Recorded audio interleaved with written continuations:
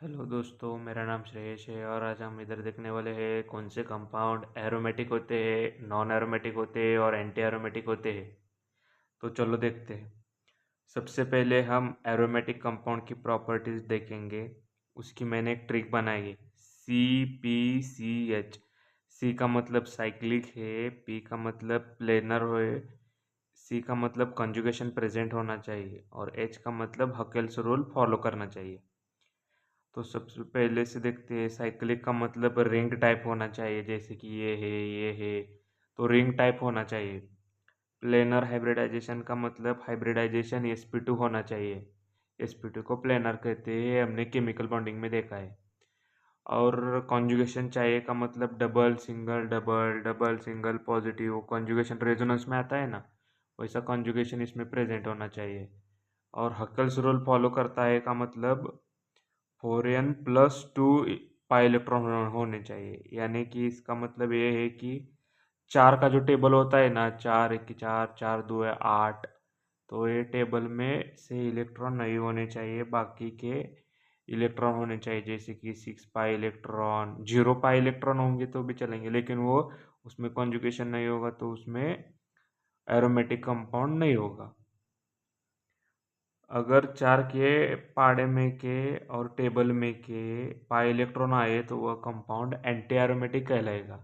बिल्कुल सही बात है, चार हकल्स रूल फॉलो नहीं करेगा तो ये एंटी एरोमेटिक होगा। तो एग्जाम्पल में देखो, ये स्ट्रक्चर साइक्लिक है, यानी कि इसमें रिंग प्रेजेंट है और ये प्लेनर है क्योंकि sp2 sp2 sp2 sp2 hybridisation present है। और फिर इसमें कॉन्जुगेशन भी प्रेजेंट है। कॉन्जुगेशन यानी कि double single negative, double single negative, conjugation present है। एक बात याद में रखो, कम से कम एक कॉन्जुगेशन प्रेजेंट होना चाहिए। और ये हकल्स रूल भी फॉलो करता है क्योंकि हकल्स रूल में 4n+2 पाई इलेक्ट्रॉन प्रेजेंट होते हैं, इसमें 6 पाई इलेक्ट्रॉन प्रेजेंट है, तो ये हकल्स रूल फॉलो कर रहा है। ये भी एग्जाम्पल सेम सब रूल्स फॉलो करता है, यानी कि ये दो कंपाउंड कैसे हुए, एरोमेटिक कंपाउंड हुए। इसमें एक नोट है जो हम देखते हैं इधर, जितने निगेटिव चार्ज और लोन पेयर कॉन्जुगेशन में पार्टिसिपेट होंगे उनके 2 पाई इलेक्ट्रॉन पकड़ो।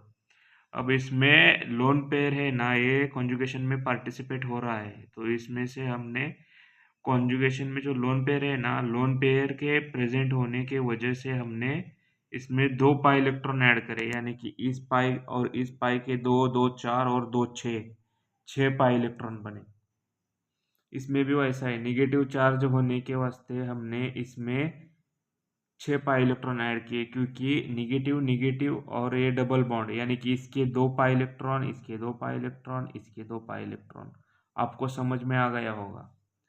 तो हम आगे देखते हैं नॉन एरोमेटिक। एरोमेटिक कंपाउंड पहचानने के जो 4 रूल है, उसमें से पहले 3 रूल में कोई एक भी रूल अप्लाई नहीं हुआ तो वह कंपाउंड नॉन एरोमेटिक होगा। बिल्कुल सही बात है, इसमें ऐसा ही है। तो हम इस एग्जांपल में देखेंगे, ये स्ट्रक्चर में साइक्लिक है, यानी कि इसमें रिंग तो प्रेजेंट है लेकिन ये प्लेनर नहीं है। इसमें हाइब्रिडाइजेशन sp2 नहीं होकर sp3 है और इसमें कॉन्जुगेशन भी प्रेजेंट नहीं है। तो इस लाइन में जो कहा है उसके वास्ते यह नॉन एरोमेटिक होगा। लेकिन इसके एक्सेप्शंस है, जैसे कि ये देखो, ये कंपाउंड्स 8 एनुलिन और 10 एनुलिन, ये भी नॉन एरोमेटिक कंपाउंड्स है क्योंकि इसमें टब लाइक स्ट्रक्चर प्रेजेंट है और वो यह नॉन प्लेनर है। ये जो दो स्ट्रक्चर दिख रहे हैं ना, ए और ये नॉन प्लेनर स्ट्रक्चर है और इनका शेप टब लाइक है, इसके वास्ते यह नॉन एरोमेटिक है और नॉन प्लेनर भी है। नॉन प्लेनर होने के वास्ते यह नॉन एरोमेटिक है। अब आखिरी में बचा एंटी एरोमेटिक। तो एंटी एरोमेटिक में क्या होता है, 4n+2 पाई इलेक्ट्रॉन नहीं होते, बल्कि इसमें 4n पाई इलेक्ट्रॉन होते हैं, जैसे कि चार के टेबल में जैसे होते हैं 4 8 12, ऐसे चार का टेबल और चार का पाड़ा, कुछ भी कह सकते हैं हम उसे। तो इसमें एग्जांपल में देखो, साइक्लिक स्ट्रक्चर है, साइक्लिक यानी कि रिंग प्रेजेंट है, प्लेनार भी है, कॉन्जुगेशन भी प्रेजेंट है, लेकिन पाई इलेक्ट्रॉन कितने हैं? 4 है। तो पाई इलेक्ट्रॉन 4 होने के वास्ते यह एंटी एरोमेटिक होगा। एंटी एरोमेटिक का मतलब क्या? Four n pi electrons are present, 4n pi electrons are present, so that's why it is anti aromatic। और एक आखिरी नोट देखते हैं, stability, aromatic, non aromatic and anti aromatic, ये स्टेबिलिटी ऑर्डर है। ये हमें बहुत काम आएगी आगे, स्टेबिलिटी जिसमें पूछिए, जैसे कि एसिडिक स्ट्रेंथ, बेसिक स्ट्रेंथ, इसमें इसमें यह ऑर्डर हमें बहुत काम आएगी। अब आपको क्या करना है, इसमें जो जो भी हमने बताया है उसको रिवाइज करके एग्जाम्पल सॉल्व करने हैं।